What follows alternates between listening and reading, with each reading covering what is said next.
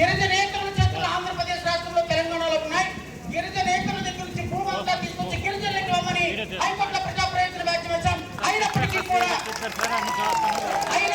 కూడా గిరిజనేతల దగ్గర ఉన్నటువంటి భూములు ఈ రోజు వరకు గిరిజనేతల దగ్గర ఉన్న భూములు ఇవ్వకపోగా మడకం వెంకటేశ్వరరావు గారు లాంటి ఒక ప్రధానమైనటువంటి ట్రైబల్ నాయకుడు వాటి కోసం పోరాడుతుంటే హైకోర్టులోకి వెళ్ళి ప్రతి కేసులో కూడా ఎక్కడెక్కడైతే ల్యాండ్ ఎక్విజిషన్ జరుగుతుందో ట్రైబల్ పీపుల్కి ఇవ్వాల్సినటువంటి land acquisition compensation Polavaram especially tribal ఏరియాకి ఇవ్వకుండా నాన్ ట్రైబల్కి ఇస్తున్నారు. దాని మీద హైకోర్టులో కేసు వేసాం. దాని మీద కూడా ఐటీడీ అధికారులు స్పందించుకోవాలి. Number 3 and very very important issue sir, tribal ఏరియాలో ఉన్నటువంటి ఐటీడీ ఏరియాలో ఉన్నటువంటి షెడ్యూల్ ఏరియాలో ఉన్నటువంటి జాబ్స్ అన్ని కూడా, అంటే I'm not saying about GOMS number 3. Andhra Pradesh రాష్ట్రంలో ట్రైబల్ వెల్ఫేర్ పిల్లల literacy rate తగ్గిపోతుందని GOMS number 58 and 57 Andhra Pradesh రాష్ట్రం 1998లో తీసుకుంటుంది. గురుకుల బైలాస్ స్పెషల్గా ఆంధ్రప్రదేశ్ రాష్ట్రానికి ఉన్నాయి. గురుకుల బైలాస్ని ఫాలో అయ్యి రిక్రూట్మెంట్ ఏది ఎస్జిటి కావచ్చు, స్కూల్ అసిస్టెంట్లు కావచ్చు, పీజీటీలు కావచ్చు, టీజీటీలు కావచ్చు, ప్రతి ఒక్కటి జీవోఎంఎస్ నెంబర్ 58, 59 ద్వారా ఆంధ్రప్రదేశ్ రాష్ట్రంలో every post must be filled with the local tribes only అనేటువంటి ఒక పర్టికులర్ జీవో ఉంది sir. Because that is autonomous status ఉన్నటువంటి బైలా ఉంది. అటానమస్ స్టేటస్ సొసైటీ ద్వారా ఫిల్ చేయాల్సిన పోస్టులు మన పోస్ట్ తీసుకునే మొత్తం పోస్ట్ తీసుకెళ్ళి డిఎస్సీలో కనిపిస్తుంది. Because of conversion of those cases into general DSC, local tribes ఎవరైతే ఉన్నారో వాళ్ళకి ఇవ్వాల్సిన పోస్టులు అన్ని కూడా వేరే వాళ్ళు వచ్చేసి తీసుకుని వెళ్ళిపోతున్నారు. Because the intention of the government is to see that literacy rate should be brought up.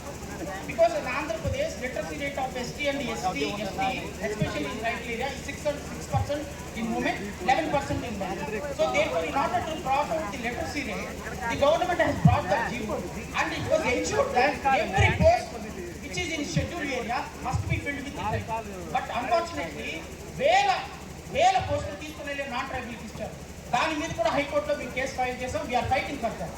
And the problem is ఆంధ్రప్రదేశ్లో షెడ్యూల్ ఏరియాలు ప్రకటించకపోవడం ఒక సమస్య, ప్రకటించిన షెడ్యూల్ ఏరియాలో మనకు రావాల్సిన పోస్టులు తీసుకెళ్లి వేరే వాళ్ళకి ఇవ్వడం ఇంకో సమస్య. ప్రతి సమస్య మన భూములు తీసుకెళ్లి వేరే వాళ్ళకి ఇస్తున్నా మాట్లాడుతుంటా. ఇక్కడ గిరిజనేతలు ఇక్కడ క్యాస్ట్ సర్టిఫికెట్ సృష్టించుకొని గిరిజనకు రావాల్సిన ఉద్యోగాలు, గిరిజనకు రావాల్సినటువంటి ఉద్యోగాలను తీసుకుంటే ఐటీడీఏ కళ్ళు మూసుకొని పనిచేస్తుంది అన్నటువంటి భావన ఎస్పెషల్లీ నాకు గత 6 సంవత్సరాల నుంచి ఆదివాసీ సమస్యల మీద పనిచేస్తున్న ప్రతి ఒక్క సమస్య మీద నాకు అవగాహన కలుగుతుంది.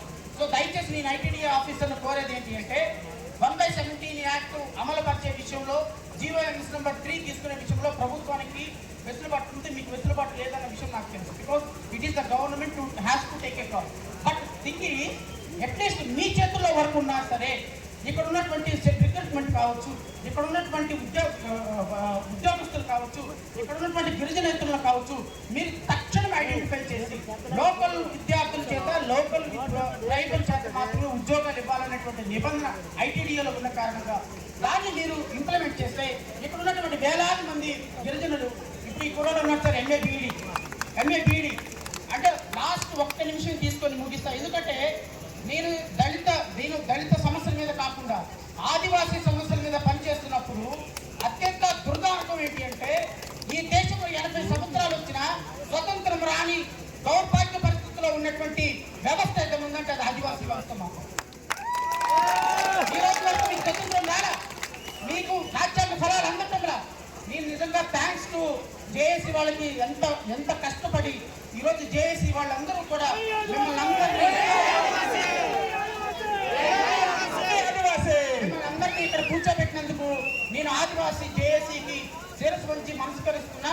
నా రిక్వెస్ట్ ఒక్కటే పిఓ గారికి, దయచేసి తమరి చేతుల్లో ఉన్నటువంటి అంశం ఇక్కడ లోకల్లో ఎంప్లాయీస్ విషయంలో, సిఆర్టీలు కూడా సార్, అంటే ఏం జరుగుతుందంటే సిఆర్టీని ఒక పర్టికులర్ 3 ఇయర్స్కో 4 ఇయర్స్కో తీసుకుంటున్నారు సార్ నాన్ లోకల్.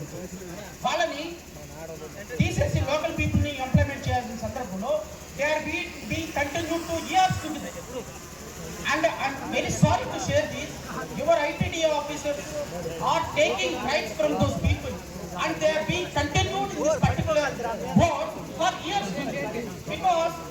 నోటిఫికేషన్ లో ఒక వ్యక్తిని 1 year కాంట్రాక్ట్ పద్ధతిలో తీసుకున్న regular person he should be taken off, but instead of that this being is continued in the same role for years.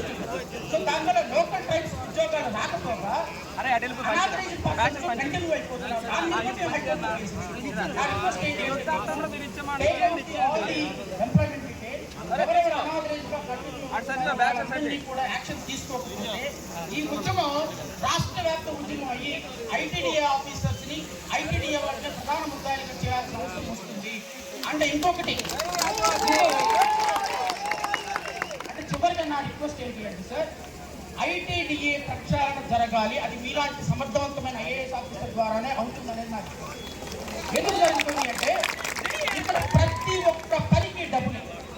అసలు ఐటీడీఏ అనేది ట్రైబల్ వెల్ఫేర్ కోసం పెట్టిన ఈ ఐటీడీఏ వాళ్ళకి తప్ప అందరి కోసం పనిచేస్తుంది. దయచేసి మీరు